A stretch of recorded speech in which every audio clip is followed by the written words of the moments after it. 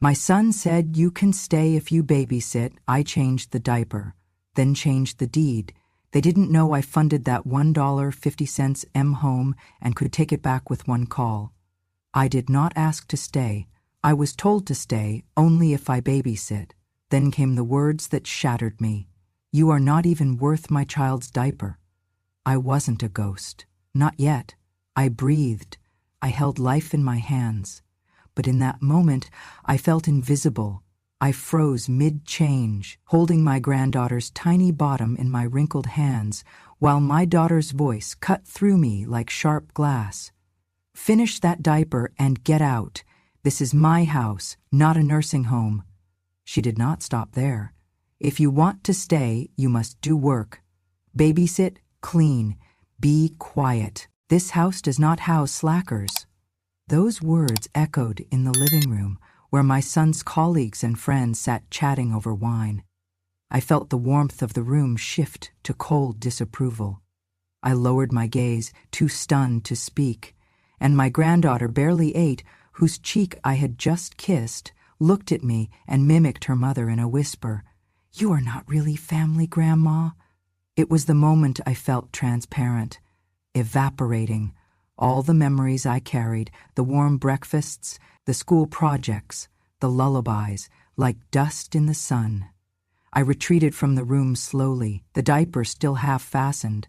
They heard the soft click of the door behind me, and I heard laughter rise again, clean and cruel.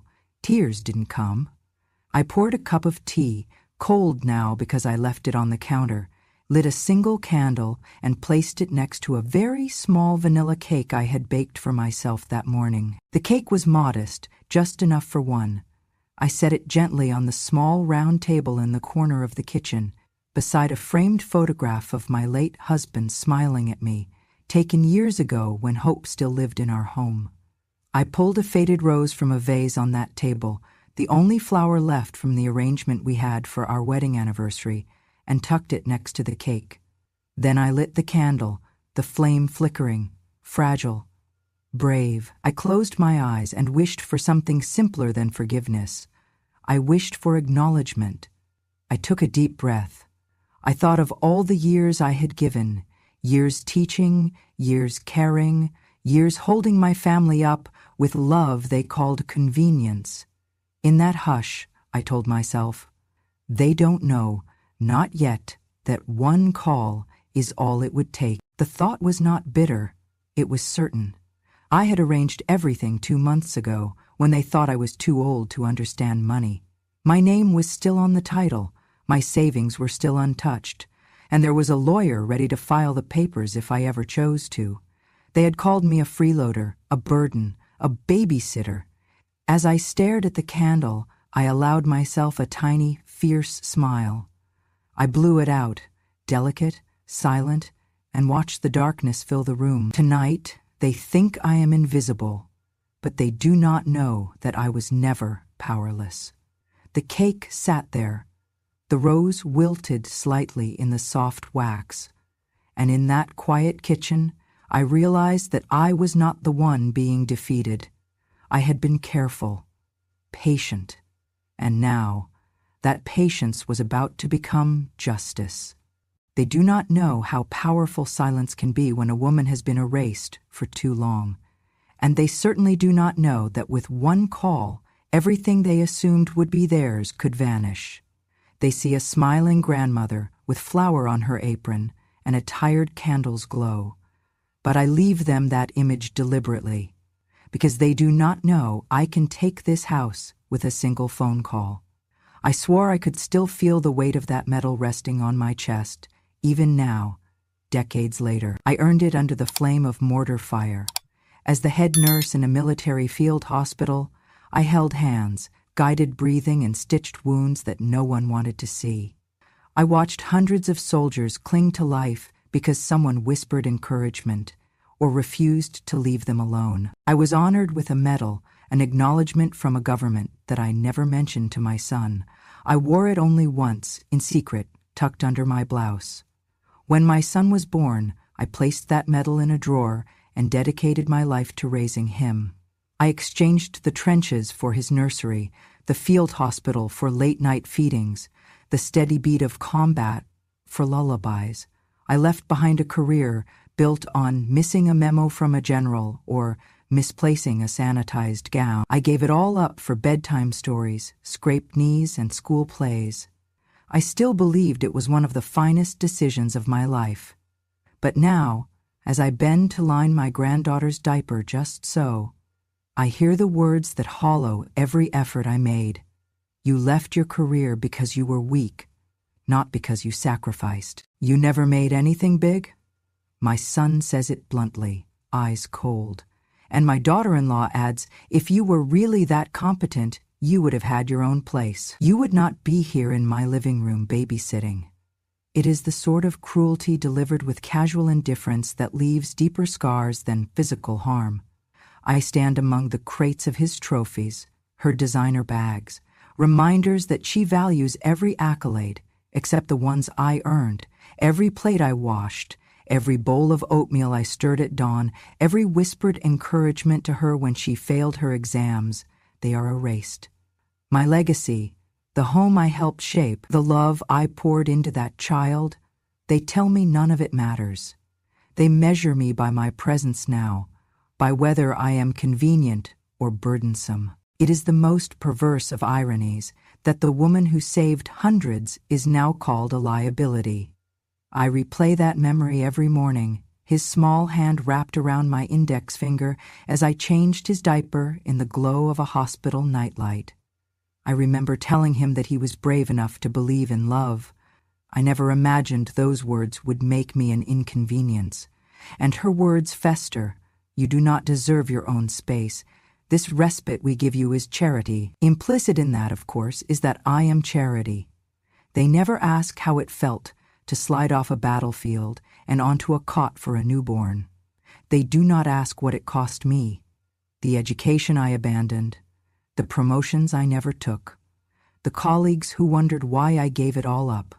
My son walks past my photographs on the mantel, framed images of me in uniform, hands folded gently, face steady, as I comforted a wounded soldier. He does not glance at them anymore. One afternoon, I asked him to pass me the milk from the fridge, and he snapped, I do not pay for milk so that you can hide behind it and complain about your old stories. He meant it.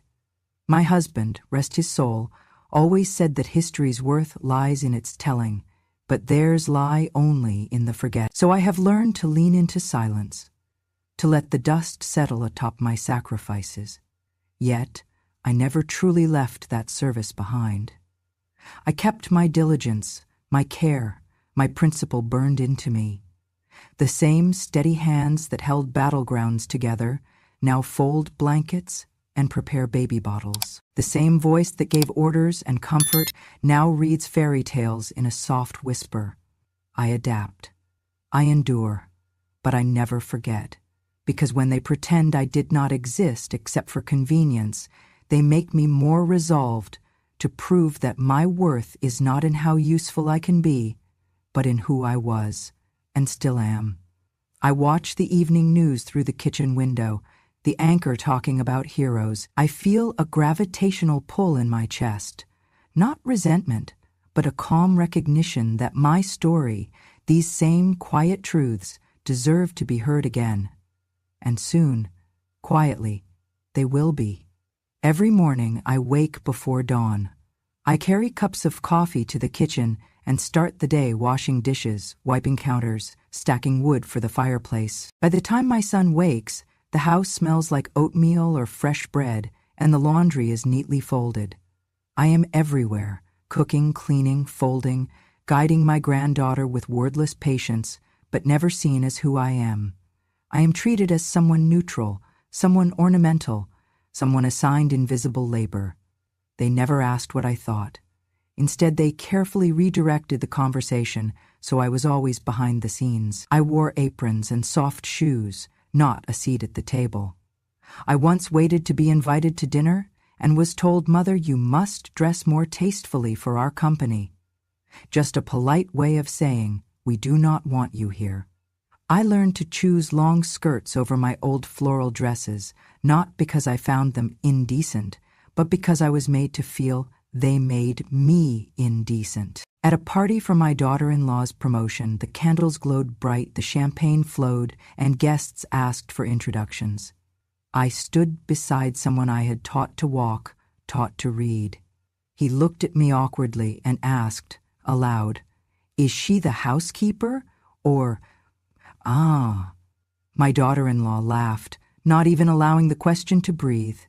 "She's just mother. She probably just dressed that way because she only owns thrift store clothes," she replied. No explanation, no correction. I think they assumed they knew who I was, but they chose to ignore it.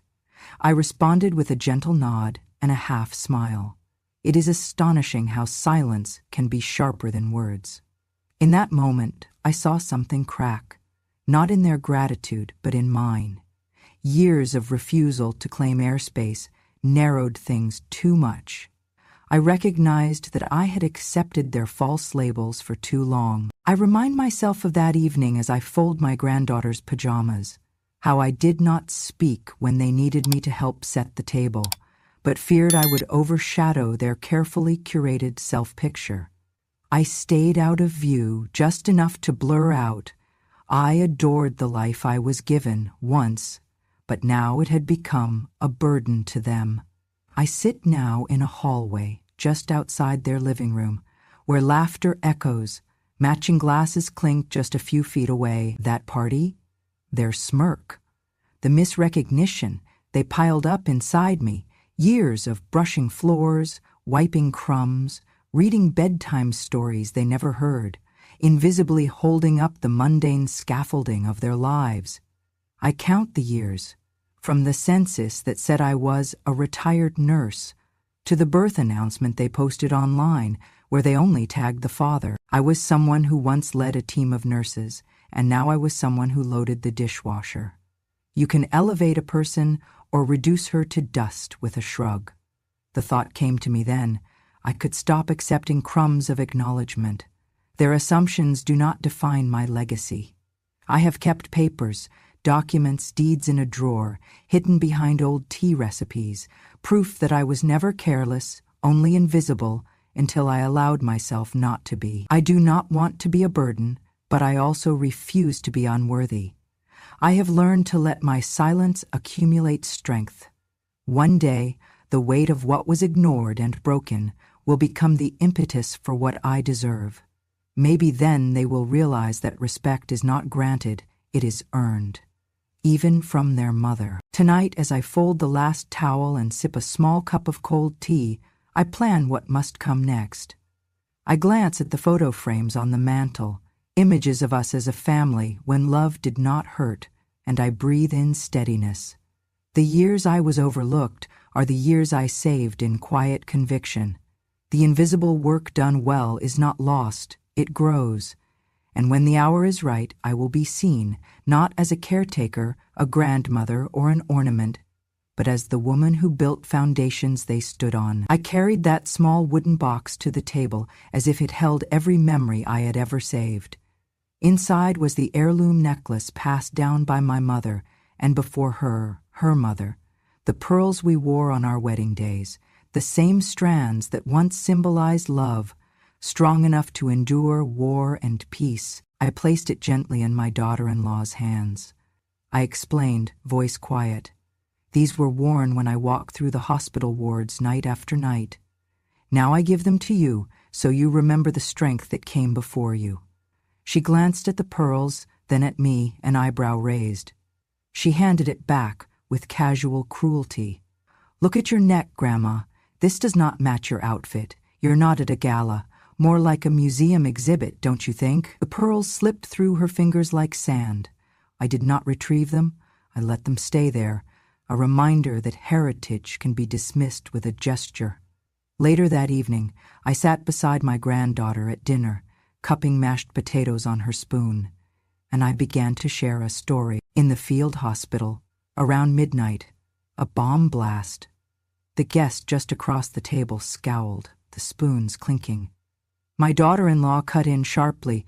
Enough, Mother. We do not need war stories at the dining table. This is a family meal. She lifted her wine as if drinking to seal my silence. I set the spoon down, the metal cold and loud in my hand.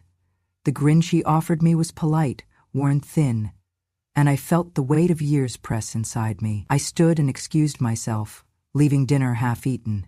In her eyes, I could see the message, "You have nothing here." I retreated to what has become my room, a corner of the old home office, behind stacks of paperwork and books I bought decades ago. I closed the door and turned the light low. I reached beneath the folded quilts on the old bed and pulled out a gray folder I had kept hidden, even from the bank. Inside were the deed and mortgage records, all signed in my name before my husband passed.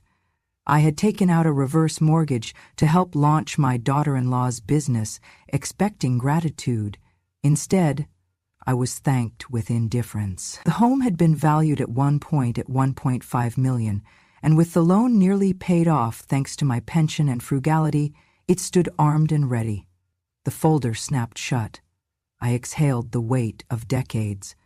The decades in which I allowed myself to be reduced to kind but invisible had ended. I sat on the edge of the bed and laid a hand across the documents. Gently, I thought of nights spent whisper reading to my son, mornings rising before dawn to set his lunch on a tray, the winters I shoveled snow so he could catch the bus warm. Those memories fueled a quiet resolve, a truth crystal clear. I once saved lives with my hands. Now I will save myself with my mind. The sentence fell from my lips as if carried on a breeze that shook every portrait on the wall of my younger self stylish in uniform. I folded the documents closed and tucked them into my purse, as I had tucked in bandages long ago, with purpose and care. I left the empty box sitting on my bedstand, the pearls swallowed by shadow. I walked back to the kitchen, breathing slow and controlled. I poured myself a cup of tea, lemon, the kind way my husband liked it, and I held it like a chalice. No tears came. Instead, a steady pulse of anticipation. In the quiet of the night, I sat in the living room without calling for anyone. I rifled through old mail and found the paperwork I had filed months ago. The reverse mortgage agreement, with fine print stating that upon any legal challenge or eviction, ownership would revert immediately to me. I had signed discreetly during a calm afternoon when none suspected I read the fine print. I closed the file and felt the power of foresight. I smiled faintly, not in cruelty, but in restorative justice. When I heard them retire for the night, I stayed awake. At one point, I peered into the hallway where their doorstays lit. Then I walked down the hall, barefoot on the carpet, to stand quietly before my son's door. I did not knock. I did not call. I just placed the folder beneath his door. Quiet.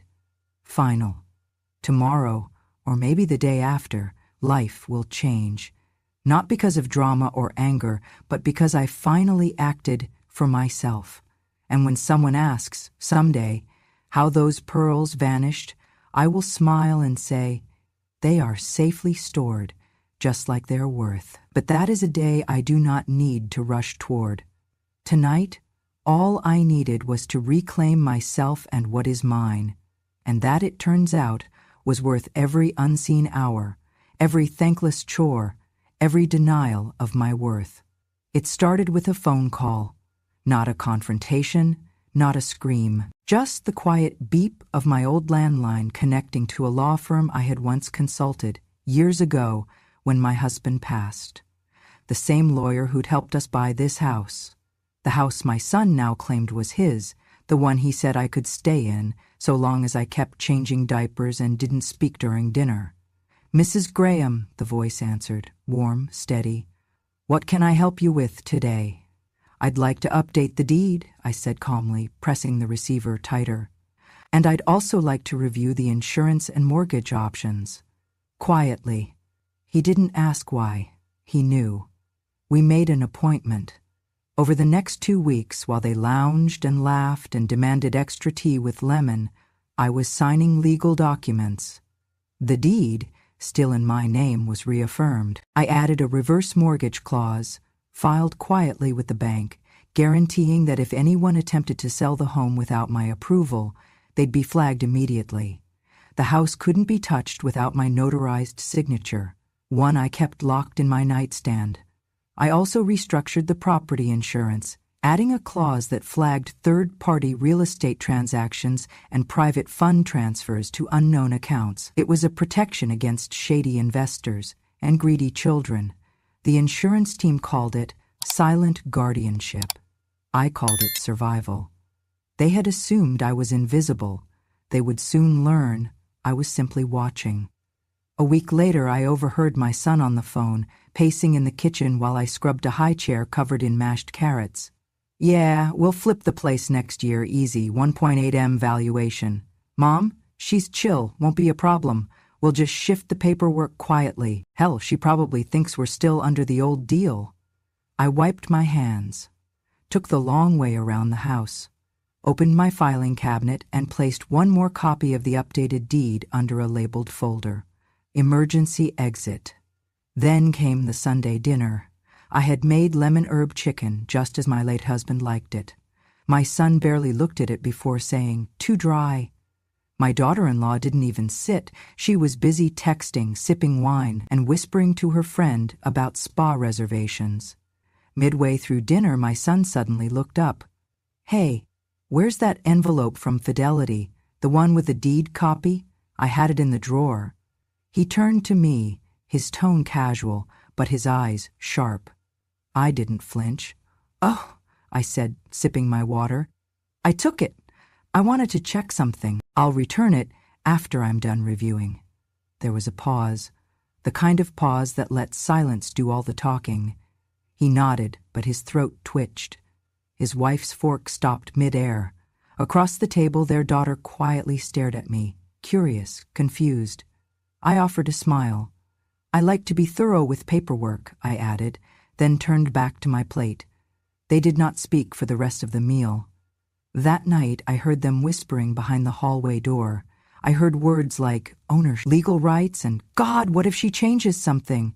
The panic, so palpable now, came not from what I had said, but from what I hadn't. They had built their arrogance on the assumption that I was weak. They were just starting to realize I was not. And that was only the beginning. My son had a plan to sell this house and reinvest in a promising startup, he called it, as though I had placed myself in the same category as dusty spoons and broken chair legs. He had lawyers lined up, a real estate consultant scheduled to tour the rooms, photos prepped for promotional posts. All of this while I continued to knead biscuits in the kitchen, humming lullabies I used to sing to him. I swallowed tea, let him proceed, because I had my own suppliers of leverage. That afternoon I composed a brief letter to his lawyer and another to the insurance company that held my reverse mortgage file. In professional language, I thanked them, reminded them of Clause 27C4, which stated unequivocally that the property could not be sold without my signature as the named owner, or severe legal consequences would ensue. I sent both via fax. Yes, fax, delivered quietly to the stacks of their statements, the printer's squeak echoing in unused office corners. I didn't need to yell. I needed them to stop. It took 2 hours. My son's phone rang with a tone so sharp I could hear it under the hum of my stove fan. He swallowed. "Yeah," he muttered. "I understand. I'll call you." He hung up. The usual smug confidence drained from his posture. Later that night, I caught him pacing near the fireplace, scripts of argument on his tablet. "They doubled my valuation. We're missing a deadline." He looked irritable, hand pressed against the marble mantel. No one else knew it yet, but he had lost the deal. Later, I heard him on the phone with a potential investor. "Look, I'm sorry, we hit a legal snag. The property, apparently not fully transferred." I know, thank you for your time." I did not gloat. I folded laundry in the silence. The next morning arrived with tensions thicker than the humidity. I heard raised voices in the den.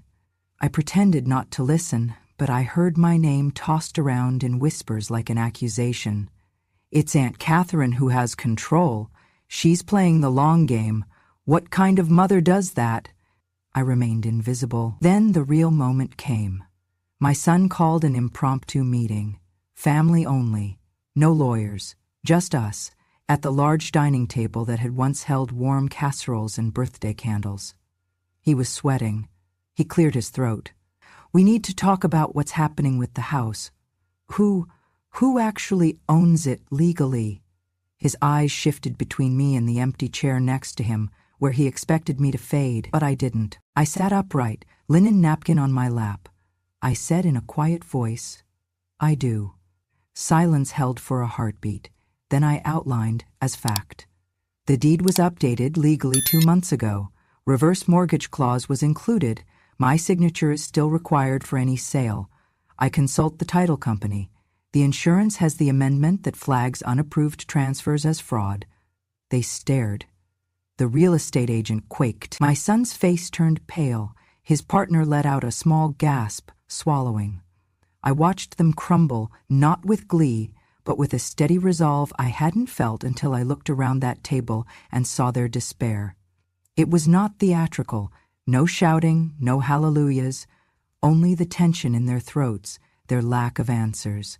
One cousin, a lawyer friend, whispered to his wife, "He's sunk." Another relative only turned white, rising to leave, muttering something about nightmares and familial betrayal. I stood and walked from the room. No applause followed, only stunned silence. Later in my room, I closed the door and exhaled deeply. I did not weep. I merely released a breath I'd been holding since the day they denied my worth. I had not sought revenge. I had only claimed justice, and in that moment at the dinner table, they realized how mistakenly confident they had been. Some weeks later, I walked down this hallway and heard my son on the phone again. "I'm sorry," he said quietly. I misunderstood everything. Those words were not for me. I did not go out to receive his apology. I let them echo in the empty rooms of the house, rooms I now legally belonged to.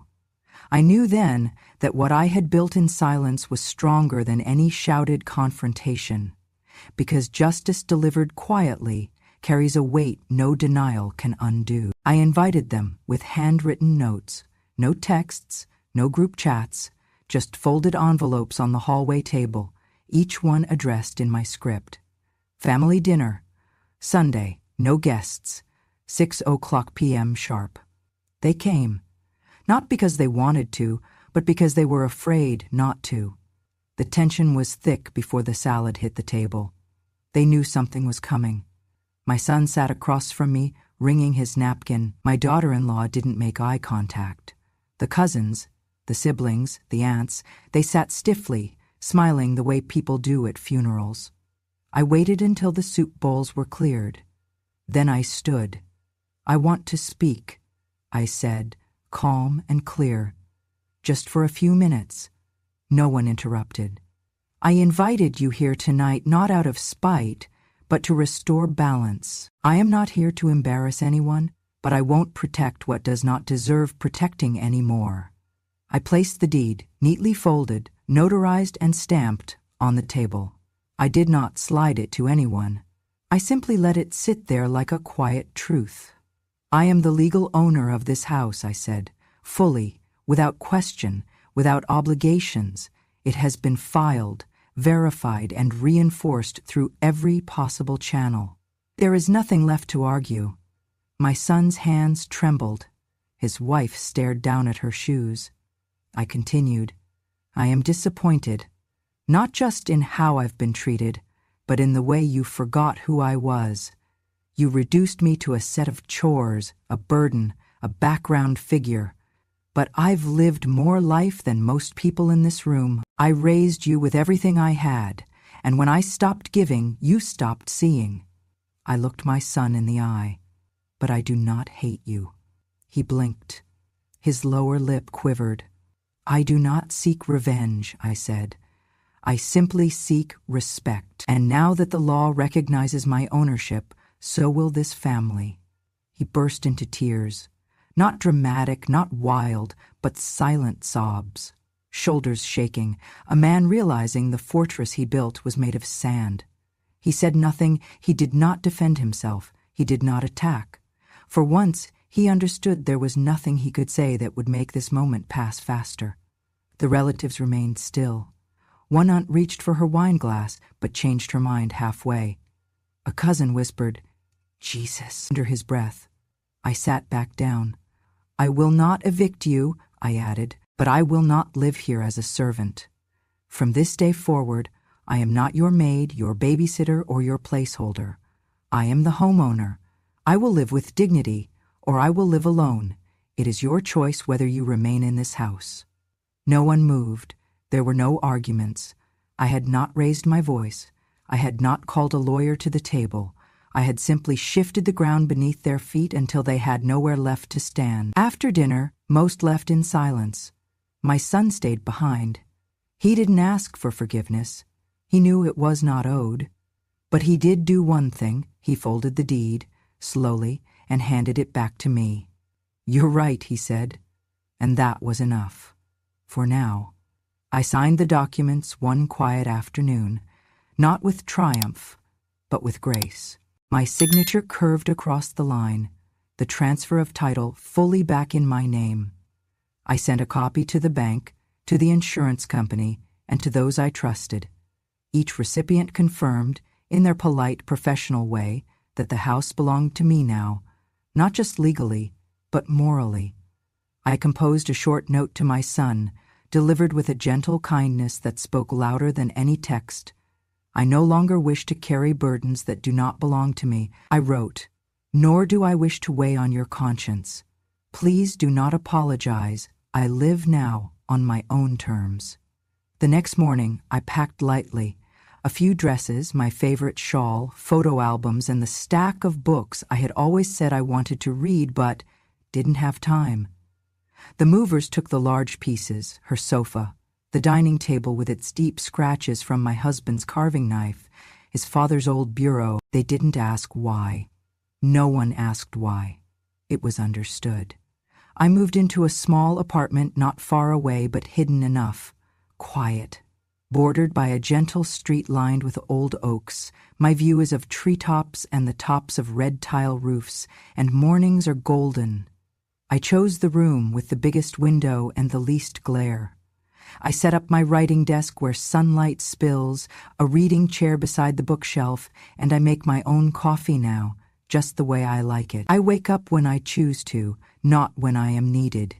Sometimes I catch myself smiling mid-sentence, thinking about the simplicity of mornings when I read the New York Times and sip tea. There is comfort in being judged by myself again, never asked to prove my worth or justify my presence. I am not alone. Every weekend, I walk through gardens, attend book readings, sit in cafe corners and people watch. I have rejoined myself. I do not miss the drama. I do not yearn for apology. There is no need. Because apologies are words, perhaps comforting, but fleeting. What I needed most was not a pardon. I needed to be free of obligation disguised as affection. That freedom I claim today. With care, I am whole again. So if there is someone listening, someone who has carried the weight of words that never aligned with your truth or stayed in places that dimmed your light, hear me. You can choose to stay, not because someone lets you, but because you choose to hold your space. Because your presence is not a favor, it is your right. You are not a guest. You are not a burden. You are home, and it is yours, no matter who called you something less. I wake before the sun now, no alarm, just dawn peeking through my curtains. My new apartment is quiet in a way the old house never was. There is no noise of running televisions or the clatter of silverware chased by laughter. Instead, I hear the steady rhythm of my own breathing, the soft hum of the fridge, and the occasional stir of wings outside the window. Just yesterday, I found myself smiling when I caught my own reflection, not as mother, grandmother, or caretaker, but just as Catherine, my name, still written boldly on my driver's license from decades ago. It no longer feels distant. I spent the afternoon making tea with jasmine petals. I arranged my bookshelf so old notebooks, military journals, and a stack of novels sit side by side, symbols of the past I bore and the future I now choose. On the wall, I hung a small photo, my younger self in uniform, hands steady in the ward, watching life return to the wounded. Next to it, a photo of the old house, now quiet, but owned by me, a silent testament to endurance. In the evening, I joined a local reading circle. I listened more than I spoke, just as I prefer now. An 8-year-old poet recited verses about spring buds breaking free. I felt solidarity in her words. In her courage, I heard my own once more. This is not the life I imagined after all those years, but it is the life I earned through being true to myself. A letter arrived 2 days ago, handwritten in shaky bubbles. Dear Mother, my son wrote, I am sorry for everything. I was wrong. I would like permission to visit when you feel ready. I stood in the kitchen, pen hovering over a card. I thought of the years of silent dinners, of my truths being ignored, of footsteps I followed as a child when I thought leading was guiding. I wrote back, simply, I live now by choice. I will invite you, if the time comes when you listen first, not because I tell you to. That is my peace. I walk through my day by choice, brew coffee by choice, read by choice. I remember days when love was conditional. Now love is a quiet flame I keep for myself first. To any of you listening, I hope you find this. When you are told you are less, let that be your signal, not to shrink but to rise. Let your absence teach them the value of presence. Reclaim your story, not for revenge, but for dignity. Build a home where your heart is heard. It is not the house that made me whole again. It is knowing that I belong to myself first and always. And so, this is where it ends. Not with triumph, but with a steady resolve, a life rebuilt in stillness, a woman who spoke through silence and found home. Thank you for listening to my story. If it stirred something in you, if you've ever felt overlooked, dismissed, or silenced, I hope you know now, you are not alone. Maybe they called you too sensitive, too stubborn, too slow. Maybe they rolled their eyes when you spoke, changed the subject when you remembered too much. Maybe they loved what you gave, but not who you were. I know how that feels. This story was mine, but the silence behind it, that's something too many of us recognize. And the truth is, you don't have to scream to be heard. You don't have to throw a plate or slam a door. Sometimes, you just need to wait long enough for the world to realize what it lost when it stopped listening. This was just one voice from a quiet room, but there are many more. Women who held their families together with bare hands and broken hearts. Women who stayed kind even when no one clapped. Women who remember everything, especially the parts others tried to forget. If you'd like to hear them, if you believe in stories that don't shout but stay with you, please subscribe to Grandma True Stories.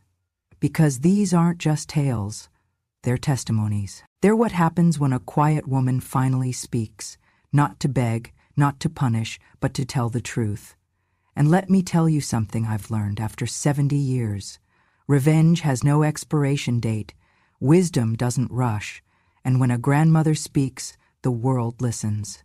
So stay a little longer, pull up a chair, and listen, not just with your ears, but with the part of you that still remembers how it feels to be invisible. Because what you hear next might just be your own story.